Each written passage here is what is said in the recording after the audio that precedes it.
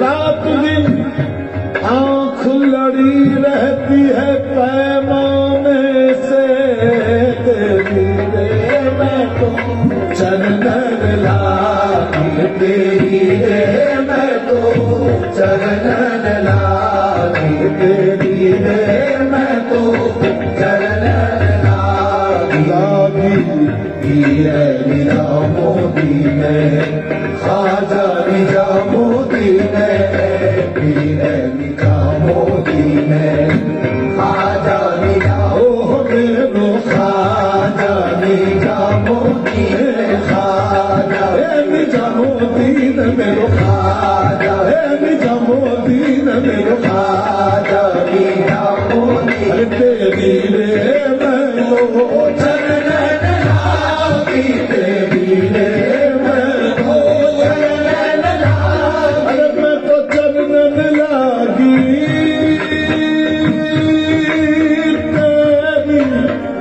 تیری رے میں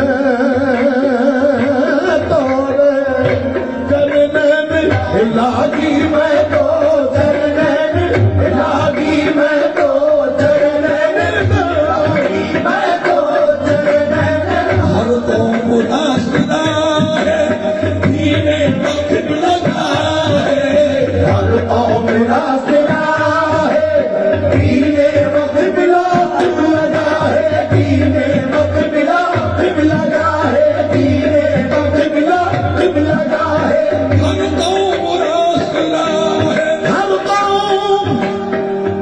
قوم ناشنا ہے دین وقت لگا ہے من قبلہ راست کرے دم من قبلہ راست کرے دم پر سمجھ کج کلا ہے من قبلہ راست کرے دم پر سمجھ کج کلا ہے ہر قوم ناصرہ ہے دین وقت لگا ہے ہر قوم ناصرہ ہے دین وقت لگا ہے دین وقت لگا ہے ہر قوم ناصرہ ہے دین وقت لگا ہے من قبلہ راست کرے دم من قبلہ ہر قوم ناصرہ ہے ہر قوم ناصرہ ہے دین وقت لگا ہے ہر قوم ناصرہ ہے ہر قوم نبیوں الحمدللہ رب العالمین والعاقبۃ للمتقین والصلاۃ والسلام علی اشرف الانبیاء والمرسلین وعلی آلہ الطیبین الطاہرین واصحابہ الاکرمین واولیاء امتہ اجمعین اما بعد۔ معزز سامعین و ناظرین اکرام،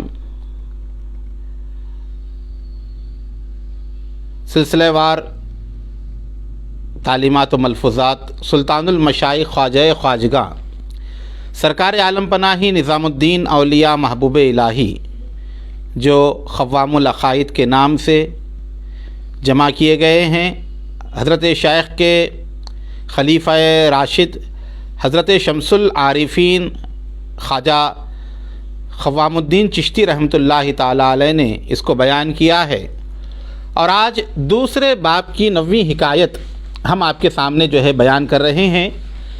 یہ ذکر ہے محبوب الہی کے عظیم المرتبت نامور خلیفہ مرید حضرت قاضی محی الدین کاشانی رضی اللہ تعالیٰ عنہ کا۔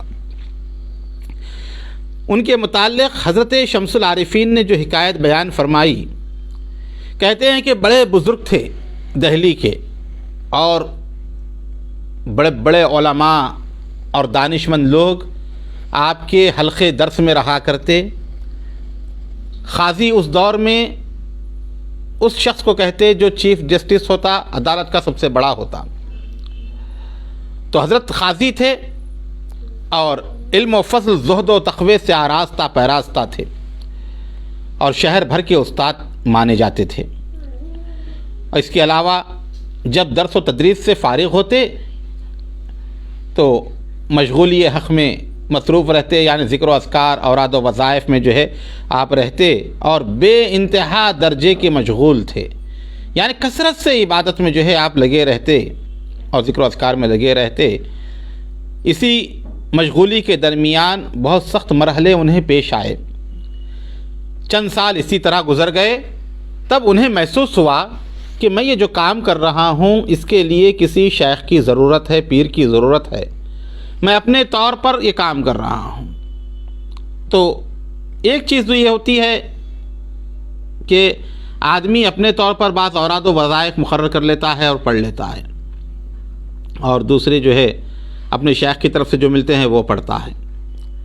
اوراد و وظائف کی کتابیں بازار میں بھی مل جاتی ہیں آپ کو، لیکن اجازت بازار میں نہیں ملتی، اجازت تو شیخ کے پاس ملتی ہے۔ حضرت بندگی شیخ الاسلام نصیر الدین چراغ دہلوی نے بیان فرمایا، چند اوراد و وظائف وہ تھے جو میں خود سے پڑھتا تھا، چند وہ تھے جو میرے شیخ نے بتائے تھے، لیکن دونوں کے پڑھنے میں زمین و آسمان کا فرق میں محسوس کرتا ہوں۔ تو تاثیر جو ہے وہ اجازت سے ہوتی ہے۔ یہ اپنی طرف سے جو ہے جتنا کرنا تھا مجاہدہ وہ کرتے رہے، پھر انہیں محسوس ہوا ایک مقام پر آ کر کے مجھے کسی شیخ کے دامن سے وابستہ ہونا چاہیے اور کسی کو پیر بنانا چاہیے۔ اب کیا کیا جائے، کس سے بیعت کی جائے؟ اب جو بڑے لوگ ہوتے ہیں علمی درجے کے لحاظ سے جو اونچے مقام پر ہوتے ہیں نا، وہ مرید ہونے کے لیے بھی بہت سوچتے ہیں، بولے کہاں پر ہوں کدھر ہوں سمجھ میں نہیں آتا۔ ہاں، ان کا معیار بہت بلند ہوتا ہے یا ان کی نگاہ بہت اعلیٰ درجے پہ کھڑی ہوتی ہے تو کوئی جچتا نہیں ان کی نگاہوں میں۔ تو یہ قاضی تھے شہر بھر کے، بڑا مرتبہ تھا، تو اب یہ سوچ میں پڑ گئی کہ کس کے بیعت کریں۔ یہاں تک کہ ایک دن وہ مشغول تھے تو قاضی کو کچھ دکھایا گیا جس سے وہ حیران اور متحیر رہ گئے، مدت تک اسی حیرت میں گرفتار رہے، نہ معلوم انہیں کیا نظر آیا ان کے مراقبے میں یا کشف میں، وہ بڑے پریشان تھے۔ جب دل کو اس سے تسلی ہو گئی تو شیخ کی خدمت میں آئے، یعنی محبوب الہی نظام الدین اولیاء کے پاس آئے اور بیعت کی درخواست کی۔ خدمت شیخ نے فرمایا اچھا ہے، اور دست بیعت دے دیا۔ جب وہ مرید ہونے کے لیے آئے تو حضرت نے اپنا دست مبارک آگے بڑھایا، انہیں مرید کیا اور بال نکالنے کا بھی حکم دیا، پھر خرقہ خاص سے بھی انہیں مشرف فرمایا۔ ایک یہ ہوتا ہے خرقہ تبرک کہ شیخ اپنی طرف سے بطور برکت جو ہے کسی کو اپنا خرقہ دیتے ہیں۔ ایک خرقہ خلافت ہوتا ہے اور ایک خرقہ ارادت بھی ہوتا ہے۔ مرید بھی ہوتے ہیں تو بعض لوگ جو ہے خرقہ جو ہے تبرک کے طور پر دیتے ہیں، تو یہ تبرک کے طور پر جو ہے وہ خرقہ جو ہے انہیں دیا گیا، خرقہ خاص سے مشرف ہوئے۔ جس روز قاضی شیخ کے مرید ہوئے سارے شہر میں شہرت ہو گئی، ہر طرف لوگوں میں یہی عنوان جو ہے چلتا رہا کہ جو ہے دیکھو قاضی محی الدین کاشانی جو ہے محبوب الہی کے مرید ہو گئے، نظام الدین اولیاء کے مرید ہو گئے۔ ان میں سے بعض لوگوں نے جو اختلاف رکھتے تھے وہ کہنا شروع کیا کہ دیکھو تمہارے باپ دادا خاندان کے بزرگ سب جو ہے بہاؤالدین زکریہ کے اور شیخ و شیوخ یعنی بابا فرید کے خاندان سے بیعت رکھتے تھے، تمہیں کیا ہو گیا جو یہاں جا کر مرید ہو گئے؟ اب بہت سارے حضرات کو یہ بھی ہوتا ہے، اے بھئی تمہارے لوگ جو ہے فلاں جگہ کے مرید تھے، تم یہاں پہ کیوں ہو گئے ہو؟ ہاں، تم بھی وہیں پر ہو جانا چاہیے تھا۔ ابھی جس کی نعمت جہاں پر ہے وہیں پر مل جاتی ہے وہ، اب خاندان کے تھے یا بڑے ہمارے فلاں کی جگہ کے مرید تھے، فلاں کی جگہ کے مرید تھے، اس طرح کے ذہن بنے ہوتے ہیں لوگوں کے، ہاں، اور یہ باتیں ان کو رکاوٹ کا سبب بنتی ہیں۔ تو لوگوں نے بھی انہیں قاضی صاحب کو کہنا شروع کر دیا کہ جو ہے تمہارے باپ دادا تو بہاؤالدین زکریہ ملتانی کے یا جو ہے حضرت بابا فرید گنج شکر کے مرید تھے، تم بھی اسی خاندان میں مرید ہوتے یا انہی کے اولاد کے پاس جا کر مرید ہوتے یا انہی کے پاس جا کر مرید ہوتے، تم یہاں پر کیوں آ گئے نظام الدین اولیاء کے پاس؟ تب قاضی صاحب نے کیا جواب دیا؟ فرماتے ہیں مجھے جو کچھ یہاں دکھایا گیا ہے اگر تمہیں بھی دکھایا جاتا تو تم سب شیخ الاسلام نظام الدین اولیاء کے آستانے پر سر رکھ دو گے اور ان کی غلامی و خدمت گاری کا اقرار کرو گے۔ جو چیز مجھے بتائی گئی ہے اگر تمہیں بتائی جاتی تو تم لوگ بھی کیا کرتے؟ ان کی غلامی اختیار کرتے، ان کی چوکھٹ پہ اپنے سروں کو جو ہے ڈال دیتے۔ معلوم نہیں قاضی صاحب کو کیا دکھایا گیا تھا، وہ بات انہوں نے کسی کو نہیں بتائی، وہ کیا دکھایا گیا تھا انہوں نے کیا ظاہر نہیں کیا، خدا جانے کیا ہوگا۔ خدمت قاضی نے مرید ہونے کے بعد جبہ و دستار کو ترک کر دیا، جو ان کا لباس تھا عالمانہ وہ تمام لباس کو بھی انہوں نے چھوڑ دیا۔ مرید ہونے کے بعد سادگی اختیار کی اور زیر پوش میں کم ہوتا، بس یہی پیراہن اور نیم دستار رکھتے اور باقی عمر اسی پر بسر کی، ہمیشہ حسن عقیدہ اور کمال ادب کی راہ چلتے۔ ادب کے معاملے میں جو ہے بہت آگے تھے، کیونکہ اہل صفا کے کام کو ادب ہی پر منحصر رکھا گیا ہے۔ یہ جو کام ہے نا یہ تو ادب ہی کے اوپر لگا ہوا ہے، با ادب با نصیب، تو اس لحاظ سے یہ پورے ادب ہی کے دائرے میں جو ہے کام کرتے، اور کہا گیا اگر ادب سے ذرہ برابر بھی روگردانی کریں تو جس مقام پر ہوں گے وہاں سے نیچے گر پڑیں گے۔ اہل طریقت کے پاس جو ہے ادب کا بڑا معاملہ ہے، جہاں بے ادب ہو گیا انسان وہاں سے جو ہے کتنی بھی بلندی پر چلا جائے وہ نیچے گر جاتا ہے۔ اور یہ کیا معمول تھا ان کا کہ ہر جمعرات کو قاضی صاحب دہلی سے غیاث پور آتے اور محبوب الہی کی خدمت میں وہیں پر رہا کرتے۔ آپ کا گھر خدمت شیخ سے 3 کوس یا کچھ کم و بیش فاصلے پر تھا، 3 کوس کے فاصلے پر جو ہے آپ کا مکان تھا، اور میں جانتا ہوں کہ انہوں نے ایک قدم بھی ترک ادب کے ساتھ نہ اٹھایا ہوگا، اور وہ جمعہ کی شب جماعت خانے میں رہتے، یعنی آتے جمعرات کے دن، جمعہ کی رات جو ہے محبوب الہی کے پاس ہی وہیں پر جماعت خانے میں وہ رہا کرتے تھے، اور خدمت شیخ اس دن اور رات میں چند بار قاضی کو اندر حجرے میں طلب فرماتے۔ محبوب الہی کا معمول تھا جب وہ آ کر رہتے ایک رات کے واسطے تو کئی مرتبہ وہ اپنے کمرے میں بلاتے اور انہیں جو سکھانا ہوتا وہ سکھاتے یا نعمتیں عطا فرماتے۔ اب اس خلوت میں انہیں کیا نعمتیں نہ ملی ہوں گی، وہ یاران طریقت کے ساتھ محفل سماع میں اور دوسری محفلوں میں بھی حاضر ہوتے، مگر سماع میں شرکت نہ کرتے تھے۔ محفلوں میں تو بیٹھتے تھے لیکن وہ جو کیفیتیں ہوا کرتی ہیں محفل سماع کی اس میں شریک نہیں ہوتے تھے۔ یہاں تک کہ ایک رات کیا ہوا، خواجہ محمد امام جو بابا فرید گنج شکر کے نواسے تھے اور محبوب الہی کے مرید تھے، ان کے گھر میں سماع کی محفل تھی۔ قاضی محی الدین کاشانی رضی اللہ تعالیٰ عنہ بھی اس محفل میں شریک ہوئے۔ اب وہاں پر ایسا وجد ان کے اوپر آ گیا کہ حالت بے قابو ہو گئی، لوگوں نے تو یہ سمجھ لیا کہ اب یہ چلے گئے ہیں، گزر گئے ہیں۔ چنانچہ رات کا بیشتر حصہ وجد اور رقص میں ان کا گزرا، اور جس شعر پر انہیں حال طاری کیا ہوتا اسی کو پڑھواتے رہتے، وہی بار بار دہراتے رہتے اور بے خود ہو جاتے۔ خدا ہی جانتا ہے قاضی پر کیا حال طاری ہوا تھا۔ چنانچہ صبح ہو گئی اور یہ خبر سلطان المشائخ نظام الدین اولیاء محبوب الہی کو دی گئی کہ رات میں قاضی محی الدین کاشانی کا یہ حال تھا۔ محبوب الہی نے فرمایا جی ہاں، قاضی ایسے ہی حال والوں میں سے ہیں، یعنی یہ صاحب حال اور صاحب کیفیت ہیں۔ پھر کسی موقع پر خدمت شیخ میں آئے، یعنی محبوب الہی کے پاس آئے اور گزارش کی اور کہا کہ اگر دعا گو کے لیے فرمان ہو تو کبھی کبھی سماع سن لیا کروں، یعنی محفل سماع منعقد کروں اگر آپ کا حکم ہو۔ محبوب الہی نے فرمایا کہ ہاں اچھی بات ہے، مگر اکیلے نہ سنو بلکہ یاران طریقت کے ساتھ اپنے پیر بھائیوں کے ساتھ جو ہے سنا کرو۔ پھر چند دنوں کے بعد کیا کیا، انہوں نے ایک فہرست بنائی اپنے پیر بھائیوں کی، یاران طریقت کی، نام لکھے کہ کن کے ساتھ مجھے سماع سننا چاہیے۔ وہ فہرست جو ہے محبوب الہی کو لا کر دیتے ہیں۔ سلطان المشائخ نے وہ فہرست ملاحظہ فرمائی، دیکھنے کے بعد آپ نے اس فہرست کو پھاڑا کرا نہیں بلکہ بازو رکھ دیا، خاموش بیٹھ گئے۔ یہ حضرت سمجھ گئے۔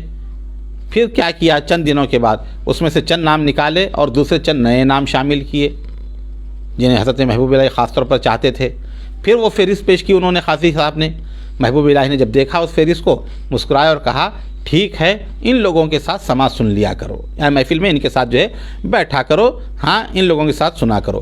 اس تاریخ کے بعد خدمت قاضی جو سماع سنتے اس میں بہت ذوق اور راحت نصیب ہوتی اور ایسا بھرپور وجد ہوتا جو اس معاملے میں مشائخین کو ہوا کرتا ہے۔ بڑے مشائخین کو جس طرح کیفیت طاری ہوتی تھی، قاضی صاحب کو بھی اسی طرح کی کیفیت جو ہے طاری ہوتی تھی۔ اس حکایت سے مقصود یہ ہے کہ تم جان سکو قاضی صاحب کیسے روشن ضمیر تھے۔ اب یہاں بیان کر کے جو ہے قاضی قوام الدین چشتی رحمۃ اللہ علیہ اپنے پوترے سے بتا رہے ہیں کہ بتانے کا مقصد کیا ہے، وہ قاضی ہونے کے باوجود بھی، عالم ہونے کے باوجود بھی کیسی کیفیتوں کے حامل تھے، روشن ضمیر تھے۔ شیخ کے متعین کیے بغیر انہوں نے شیخ کی نیت کو سمجھ لیا، یعنی محبوب الہی نے کچھ فرمایا نہیں تھا، صرف کاغذ کو بازو رکھ دیا تھا وہ فہرست کے۔ سمجھ گئے کہ محبوب الہی جو ہے اس فہرست سے جو ہے متفق نہیں ہیں،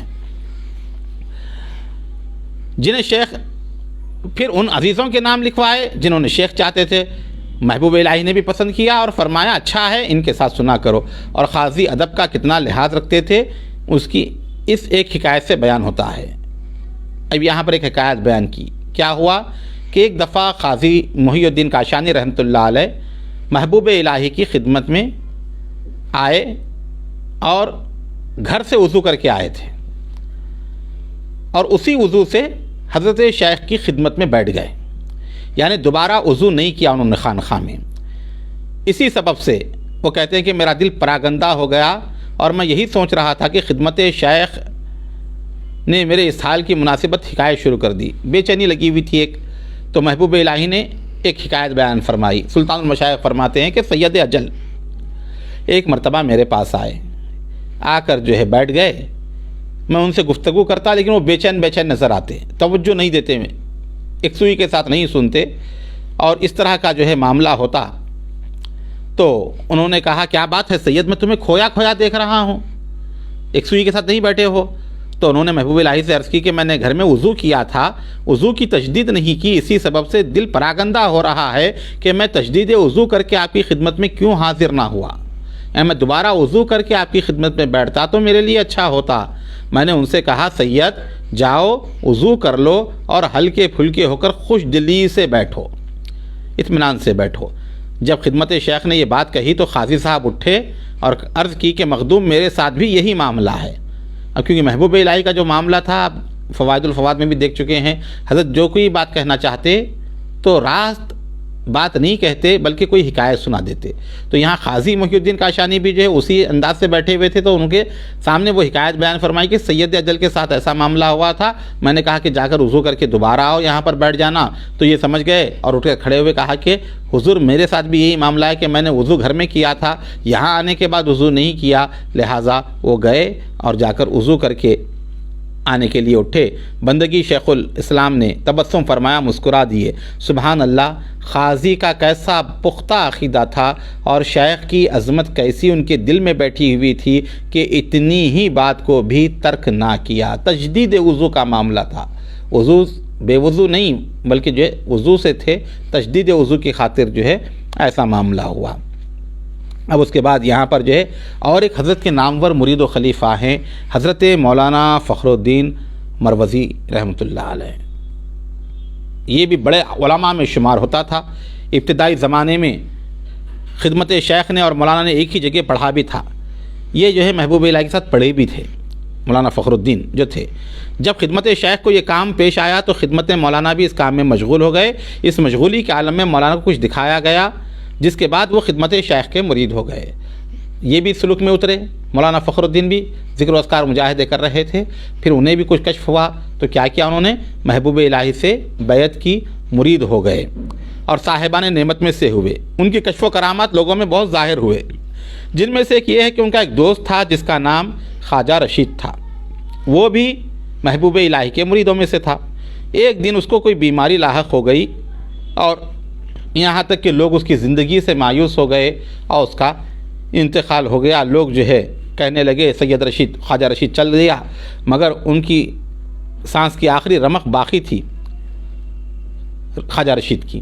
ان کے منہ پر کپڑا ڈال دیا گیا اور لوگوں نے جو ہے کفن دفن کی تیاری کر دی انتقال سمجھ کر. اسی دوران مولانا فخر الدین تشریف لائے اور پوچھا رشید کا کیا حال ہے. کسی نے کہا رشید تو اس دنیا سے رخصت ہو گئے, انتقال ہو گیا. مولانا نے کہا ایسا مت کہو, مولانا کو کرسی دی گئی, آپ مولانا رشید کے پاس جو ہے بیٹھ گئے. رشید کے چہرے سے چادر ہٹائی اور ان کے کان کے قریب سر کو جھکا کر کہا میں نے آج رات اللہ سے تمہیں مانگا ہے, اتنے سال عمر اور دی گئی ہے, خاطر جمع رکھو. اب وہ جا کر بولتے ہیں کہ میں نے دعا کر دی ہے, اتنے سال تمہاری عمر جو ہے اللہ تعالیٰ کی طرف سے دی گئی ہے, پریشان ہو نہیں, یہ کہا اور وہ مولانا فخر الدین اٹھ کر چلے گئے. ایک شخص رشید کے سرانے کھڑا ہوا تھا, اس نے مولانا کی گفتگو سن لی تھی, خاموش رہا. کچھ دیر بعد رشید کو ہوش آ گیا.